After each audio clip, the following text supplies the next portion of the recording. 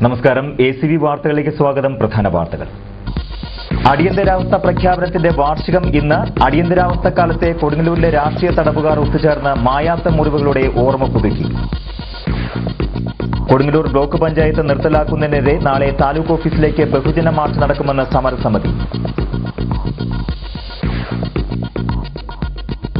നിർമ്മാണം നടന്നുകൊണ്ടിരിക്കുന്ന ഇരുനില വീട് നിലംപതിച്ചു.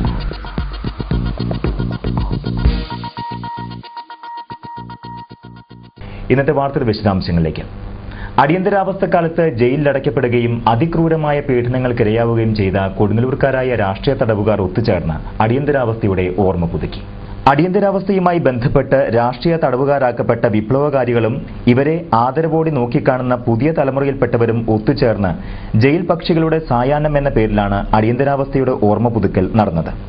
നക്സലൈറ്റ് പ്രസ്ഥാനത്തിന്റെ മുൻനിരക്കാരായിരുന്ന കെ വേണു, TN ജോയ് തുടങ്ങിയവരുൾപ്പെടെയുള്ള പ്രമുഖരെല്ലാം പങ്കെടുത്ത ഓർമ്മകളുടെ സംഗമത്തിൽ ഭരണകൂട ഭീകരത മൂലം അക്കാലത്തിൽ മരണമടഞ്ഞ അഡ്വക്കേറ്റ് മേഘനാഥൻ, മുഹമ്മദ് അലി, ഈയിടെ നിര്യാതനായ ചിദംബരൻ എന്നിവരെ അനുസ്മരിച്ചു.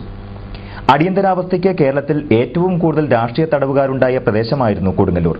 സംഗമത്തിൽ പങ്കെടുത്ത പഴയ സഖാക്കൾക്ക് എല്ലാ കണ്ണുകളും അടഞ്ഞപ്പോൾ തുറന്നിരുന്ന മിഴികൾക്ക് മുസ്ലിസിന്റെ ധീരപുത്രർക്ക് നാവടക്കാത്ത സ്വപ്നത്തിന് അഭിവാദ്യങ്ങൾ എന്ന് രേഖപ്പെടുത്തിയ മൊമെന്റോ സമ്മാനിച്ചു. കെ വേണു ആദ്യ മൊമെന്റോ ഏറ്റുവാങ്ങി. മരണപ്പെട്ട ചിദംബരന് വേണ്ടി മകൻ നിഷാന്ത് മൊമെന്റോ സ്വീകരിച്ചു. വിജയൻ, അലിക്കുഞ്ഞി, തിലകൻ, പുഷ്പൻ, സദൻ, കുഞ്ഞപ്പൻ, ശംഭു, പുഷ്പൻ, മണിയൻ, സുധീന്ദ്രൻ, ഗോപി, സത്യശീലൻ, സുബ്രു, അബ്ദുൽ ഖാദർ, അശോകൻ, ജോയ്, നാരായണൻ, ഹുസൈൻ, ഹരിദാസൻ എന്നിവർക്കും പോലീസിന്റെ പിടിയിൽ നിന്നും രക്ഷപ്പെടാനായ NA ദേവസിക്കുട്ടി, PK മുഹമ്മദ് എന്നിവർക്കും മൊമെന്റോ സമ്മാനിക്കപ്പെട്ടു. ഹെൽത്ത് കെയർ ഇൻസ്റ്റിറ്റ്യൂട്ടിലായിരുന്നു സംഗമം.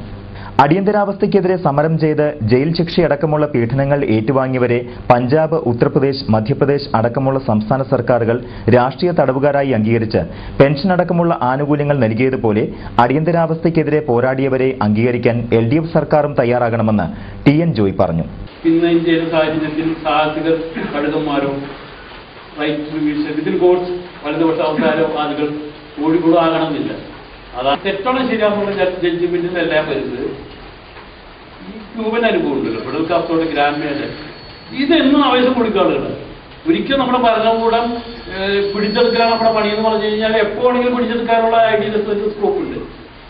പക്ഷെ അതിനെ എതിർത്തുകൊണ്ടാണ് ഇതു സംബന്ധിച്ച് കൊടുങ്ങല്ലൂരിൽ ചേർന്ന രാഷ്ട്രീയ തടവുകാരുടെ സമ്മേളനം അംഗീകരിച്ച ഇതു സംബന്ധിച്ച പ്രമേയം മുഖ്യമന്ത്രിക്ക് നൽകിയിട്ടുണ്ടെന്നും ചുരുങ്ങിയ പക്ഷം തന്റെ ജീവിത സാഹചര്യം ഇത്തരമൊരു അംഗീകാരത്തിന്റെ ആവശ്യകത അർഹിക്കും വിധത്തിലാണെന്നും ജോയ് പറഞ്ഞു. വ്യക്തികളുടെ സ്വാതന്ത്ര്യം പരമാവധി നിലനിർത്തുവാൻ എങ്ങനെ കഴിയുമെന്നും അതിനെപ്പറ്റിയ സാമൂഹ്യ സംഘടനാ രൂപങ്ങൾ എങ്ങനെ ആവിഷ്കരിക്കപ്പെടാമെന്നത് സംബന്ധിച്ചുമുള്ള അന്വേഷണങ്ങൾക്ക് എക്കാലത്തും പ്രസക്തിയുണ്ടെന്ന് കെ വേണു പറഞ്ഞു. അതിനെ എത്രത്തോളം തടയാൻ കഴിയും, അങ്ങനത്തെ കേന്ദ്രീകരണത്തെ എത്രത്തോളം തടഞ്ഞുകൊണ്ട് വ്യക്തികളുടെ സ്വാതന്ത്ര്യം പരമാവധി നിലനിർത്താൻ എങ്ങനെ കഴിയും എന്നുള്ള അതിന് പറ്റിയ സാമൂഹ്യ സംഘടനാ രൂപങ്ങൾ എങ്ങനെ ആവിഷ്കരിക്കാൻ കഴിയുമെന്ന്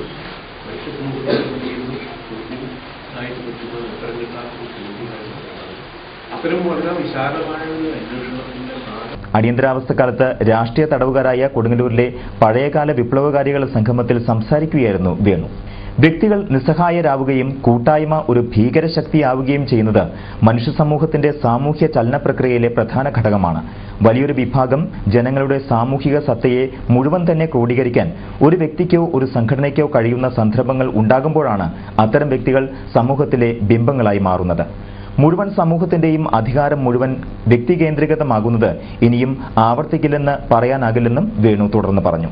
TN ജോയിയുടെ അധ്യക്ഷതയിൽ KR Sasi, KH Hussain, UT Premnath എന്നിവർ സംസാരിച്ചു.